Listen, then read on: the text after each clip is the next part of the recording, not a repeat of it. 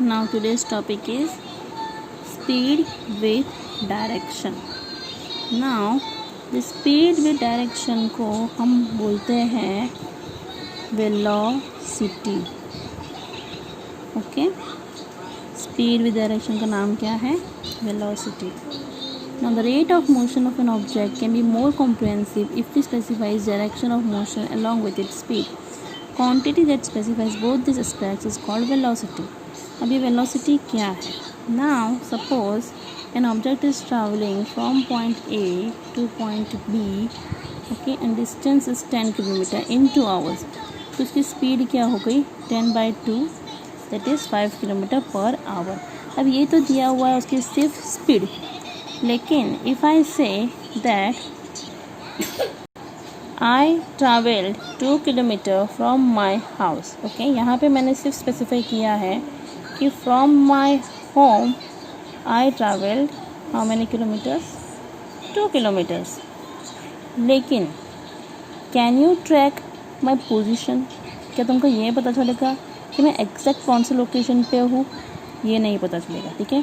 तो ये जो दिया हुआ है वो सिर्फ डिस्टेंस दिया हुआ है. Alright, and if I say I travel 2 km in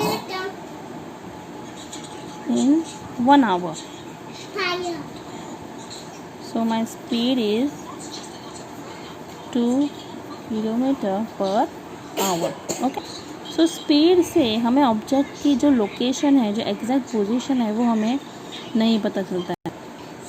I traveled 2 km from my house towards the north. Now I am specifying the direction.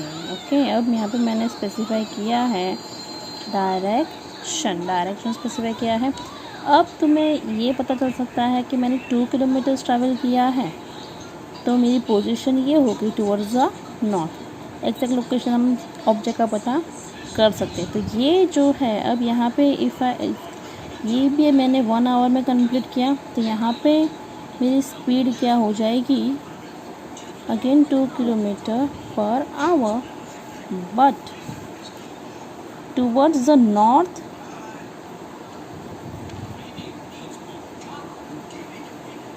so this speed is known as velocity. Understood? Speed along with the direction is known as velocity.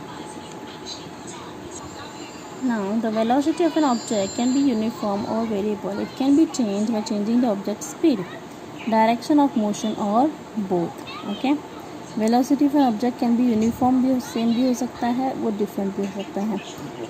It can be changed by changing the object's speed. Object की speed अगर बदल जाएगा तो उसका velocity change हो जाएगा.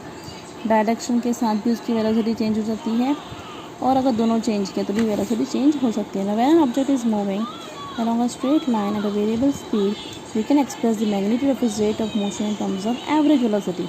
जैसे कि हमने एवरेज स्पीड फाइंड आउट किया था, बिकॉज एग्जैक्ट स्पीड किसी की यूनिफॉर्म स्पीड नहीं होती है ऑब्जेक्ट की, इसलिए हम एवरेज स्पीड फाइंड आउट करते हैं. तो यहाँ पे एवरेज वेलोसिटी का फॉर्मूला दिया हुआ है, that is initial velocity plus final velocity divide by 2. Okay, अब मैथमेटिकली कैसे करेंगे? v that is average velocity is u specifies my initial velocity और v है final velocity divide by 2. Okay, और यहाँ पे उसका यूनिट स्पीड और वेलोसिटी का दोनों का यूनिट सेम है, metre per second. Okay, now example 8.2, odometer of a car reads 2000 km at rest of a trip and 2400 km at the end of the trip. If the trip took 8 hours, calculate the average speed of the car in km per hour. अब यहाँ पे उन्होंने बोला है we have to find the speed of the car. Now distance covered by the car.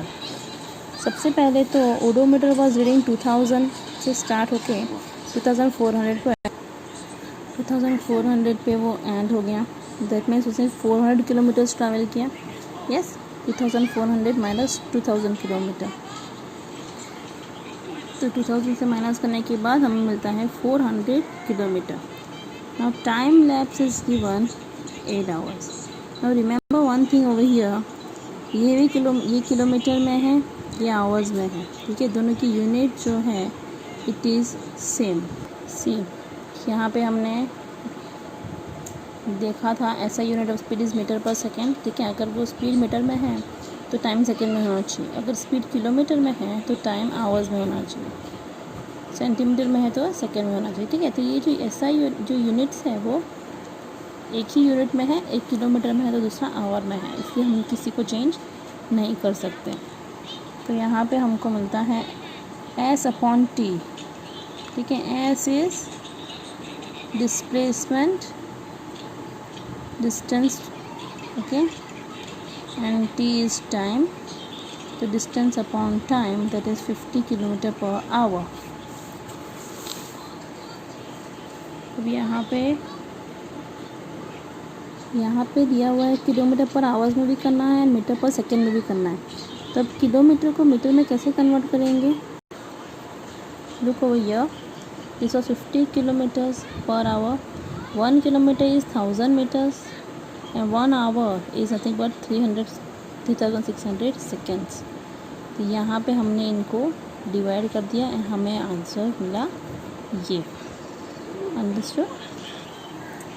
Now example 8.3. Usha swims at a 90-meter long pool. She covers 180 meter in 1 minute by swimming from one end to the other and back along the same straight path. Find the average speed and average velocity of Usha. Now see over here, 90-meter long pool है, okay, and Usha is traveling